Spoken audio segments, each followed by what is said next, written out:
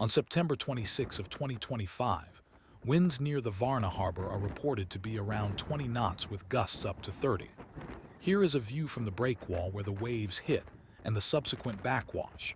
That's the waves that flow back into the water against the incoming waves, or in better, more accurate marine terms, rebound waves. These are the waves that flow back after impact at, in this case, the breakwall. Average wave height is estimated at 1.6, and some even reaching 2 meters. For the untrained eye, waves always look much smaller when looked at from the shore or from above the deck of a boat. In addition, most camera lenses, like on action cams or smartphones, use a wide-angle lens which will additionally flatten the image. Here is why in more depth. Perspective distortion. Standing on shore or at sea level, you view waves from above or at a shallow angle.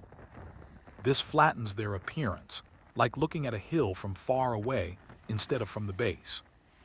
The wave height, called significant wave height, is measured from the trough lowest point to the crest highest point, but you don't always see the full drop.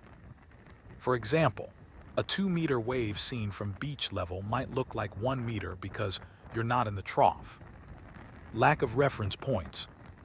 Waves are hard to judge without a clear reference, like a boat, surfer, or buoy.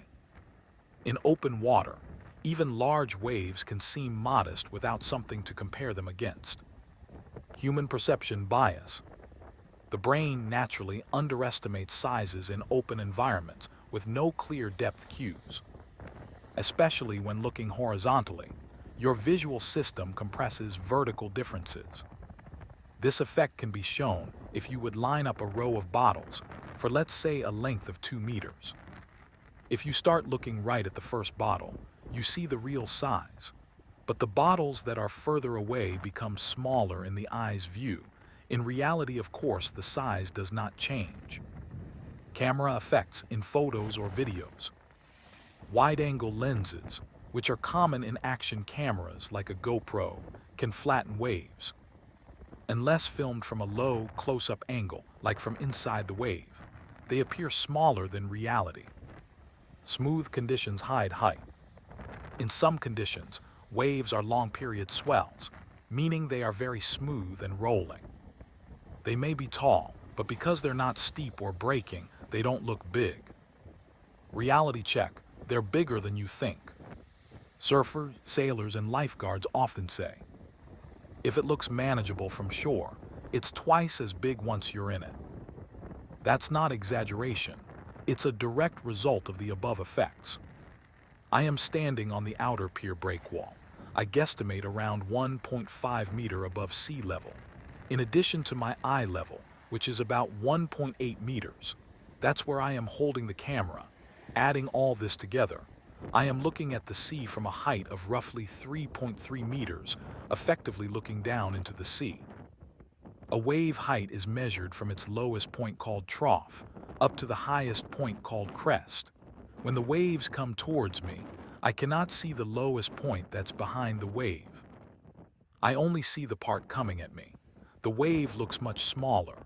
In addition, water is moving, and without a static reference point, the eye cannot determine how much of the oncoming wave is above standard sea level, since it pushes a lot of water in front of it. For the eye, this becomes the sea level, thus making it even smaller. In reality, it is 2 or 3 times bigger. So on a video, unlike seeing it with your own eyes, it lacks depth perception, adding to the difficulty of judging the real height. Reasons in more detail. No depth equals no scale. In real life, your eyes use stereoscopic vision, slightly different views from each eye, to perceive depth and scale. Videos are flat, so that natural 3D sense is gone, making it hard to judge how far apart or tall things are. Camera position and angle. Most wave videos are shot from the shoreline higher or level with water, with wide-angle lenses, which compress distance and height. This exaggerates horizontal spread while flattening vertical height. Big waves look like small ripples from a distance. Lack of reference points. Without a surfer, boat, or jetty in frame, it's very hard to judge size.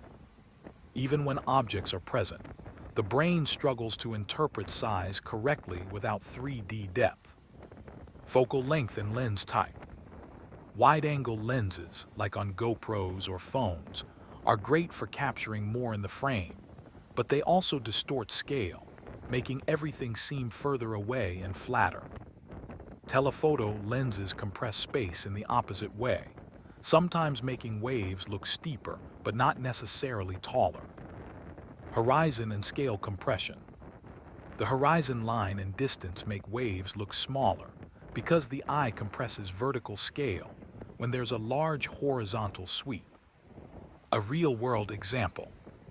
A 2.5 meter 8-foot wave can look like a small 1 meter bump in a video, until a surfer drops into it, revealing its true size. Bottom line. In videos, waves almost always look smaller than in real life due to lack of depth, wide camera angles, and absence of real-world scale cues. Let's look at some more footage of waves breaking at the pier. Let's speed up this short clip 2 times and 4 times. It makes the waves more visible. Here is why. Accentuates vertical motion. In real time, waves roll slowly, and the rise and fall can seem gradual, especially in long-period swells. At 2 times or 4 times the speed, the cresting, breaking, and backwash happen more quickly, so the vertical displacement, meaning height, becomes more noticeable. Highlights the lumpiness. In real time, waves can look like gentle slopes. Sped-up playback emphasizes their lumpiness. The rapid up and down motion makes the wave shape more obvious. Improves perception of power and mass. When you see how fast a wave collapses, it gives a better sense of how much mass is moving. This helps the brain infer the size and force that aren't obvious in slow, smooth motion. Compensates for flat 2D view. In flat video, our depth perception is limited, so vertical changes look smaller. Speeding up the playback restores some of the drama that you experience in real life, making waves look steeper and taller. Caveat: speeding up the video doesn't change the actual size of the wave. It just helps your brain perceive the shape and energy better in a 2D format. This trick is often used in surf edits, oceanography visualizations, and scientific simulations of wave mechanics. Now I am back a few hundred meters, a view of the beach where the water becomes shallow, so the waves can only go up. They become steep and eventually break because they cannot sustain this.